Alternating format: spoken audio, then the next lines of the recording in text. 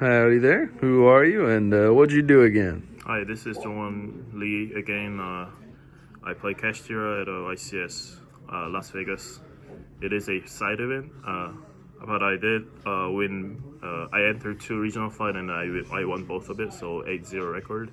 Half of them were Fire Kings.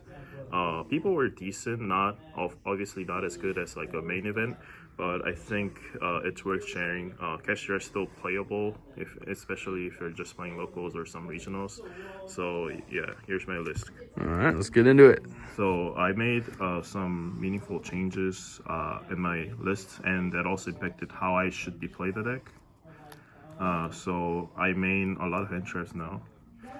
Even though this Veiler conflicts with the shifter, if you resolve the shifter, you have time to so like you can just hand shift them next turn.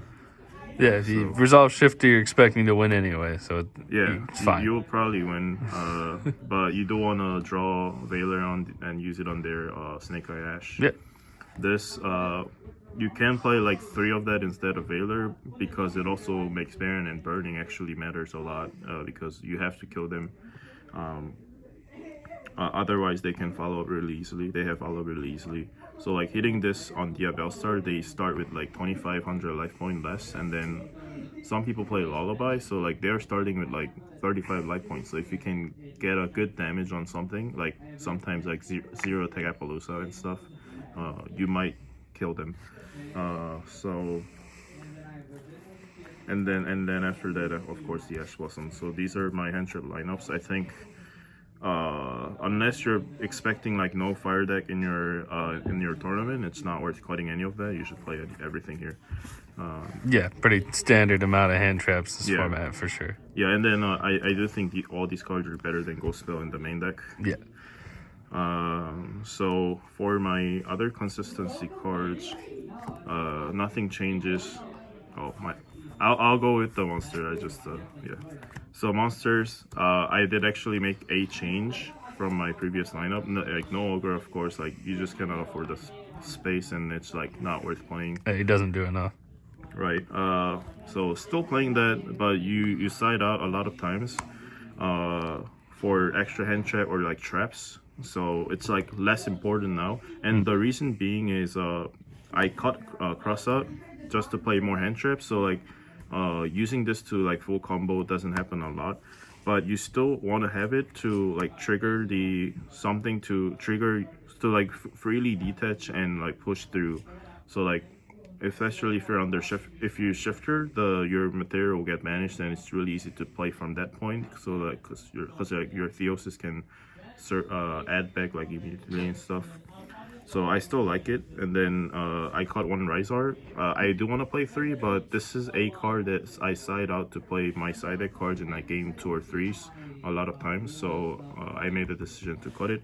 Luckily, I didn't break like too many games, and I will keep playing 2 for this format. Okay. For my consistency spells, I never side out any of them in like any situation. You just have to play all 10. And then prosperity, and one last like card is the triple tech. So the idea was like if I need to search prosperity into triple tech matters, like because like fire deck set up Appaloosa, so search 6, they would never gonna match that, and then I triple tech their important card. This forces some stuff. This doesn't alone win a lot of games, so actually a lot of fire decks are cutting it now, but I think 1 is still worth it. Like not even with this spot, you can, when you get hand trap, you can just look at their hand and stuff. And then prosperity, I'm actually doing like a coaching if you're interested in improving your cash deck and your play.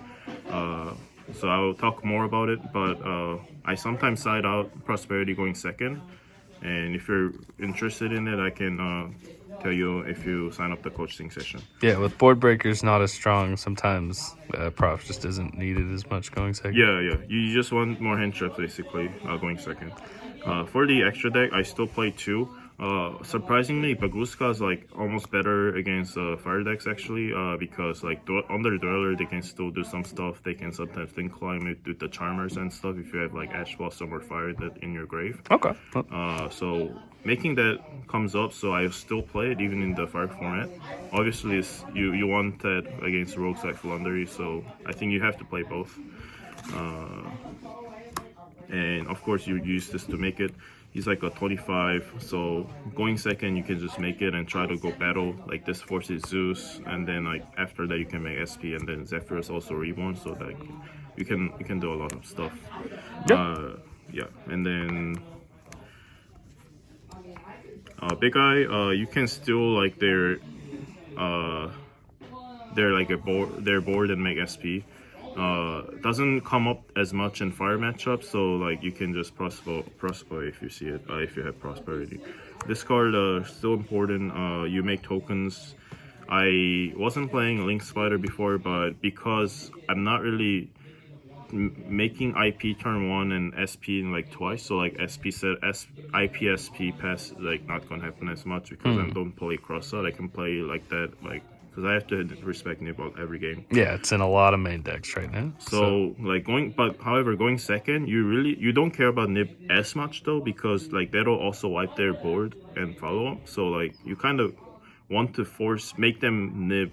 Might as well instead of just like passing, and obviously you cannot really kill through Nibiru if they have their board, so you just make that make Link Spider, and then try to pop by second token and these to make SP. So you're not gonna kill them because you're trying to SP, right? But like if they're scared of them and they Nibiru when you have like this and the 2 tokens, they lose all their monsters, and then after that you can use Birth to play X more. Shang, second one never came out. This I almost wanted to cut it to play like some Link monster, but it's really important actually. So you use your Dracosac, Falcon, or the that, and then sometimes if this like stays around, you just make this to secure Nibiru. You're not gonna really do it in like turn 1 or 2 situation, but like when you're in the grind game, you just have to make this to secure your playing through Nibiru. Yeah. It's like Appaloosa basically, but it's obviously like hard to for some decks. They struggle, and taking control is pretty nasty. And the Typhon Zeus, they come up so many times you cannot con anything. Typhon actually really good against like pure Snake Eye because they end on like Baron and Savage. So like you just make that and you bounce, you activate field and try to crash. Also like cool plays, like if you have that and then SPOA this, it'll return during their turn. So like it'll banish and then it'll return. So like they set up Baron and Savage going second of their turn, but this returns, so like those 2 cards do nothing. So it's a really good play that you set up SP and this, and then you interrupt their board, and then you banish your own Typhon. And then IP, you cannot really make it turn 1 because you cannot really ignore Nibiru. You get punished so hard. You only do it when you're breaking the board and then setting up, or like after getting nibbed, because that actually comes up. Also, like if they're already nibbed you, that can happen with using like token and stuff. And this card's still really important because you're playing more Mourners and the Bell, including the side deck. This comes up a lot. Everyone's playing anti-spell, so not everyone, but like a lot of people are playing anti-spell. I mean, so you just summon Fenrir if they negate it, like with Imperm.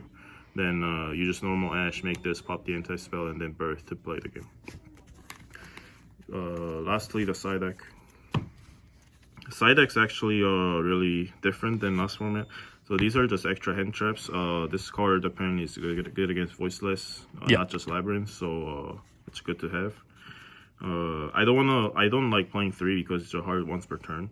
And Labyrinth, actually Cosmic Cyclone's almost as good right now because how they have a rollback, so like this doesn't like checkmate their plays at all right now. So like what you want to do, like when they try to set up the double welcome, you want to, and they have the lady, you just want to chain the Cosmic to out there one of the interruptions, and then that'll chain not make the lady resolve and stuff. So one cross out, it's just like going first. I want to keep it in, and then side out some. So just swap it with some hand traps that are not as good. And the harpy, you want to put it in against fire decks as well because they play summon limit. But also how they play around shifters, they use the tempo, and this outs the tempo play really hard. Lastly, I played a lot of traps, and that they have very specific reason. It's because my main deck consisted of a lot of hand traps, and they're really not good against rogues and mirrors, and you have to respect them. You're not gonna play like 8 fire deck out of a regional, so you want to swap those cards into these cards when you're going first. So obviously you side everything against fire decks. You side specific cards depending on the matchup, but right now, like, these 5 cards are just good against almost every deck. It's unfortunate if you have a Solemn Strike and a Birth and a random Imperm and get harpied. That's why the ratio is like this is more important because it's stops judgment. But right now, not many people are playing back row blowout cards or thrust. So even just having like 1 strike and a summon limit set, you feel pretty safe. Yeah. Yeah, that's it for the profile. Alrighty. Any final words? Yeah, there's more things I want to cover. So if you're really interested in cash coaching, feel free to DM me through my Facebook. Thank you. Alrighty.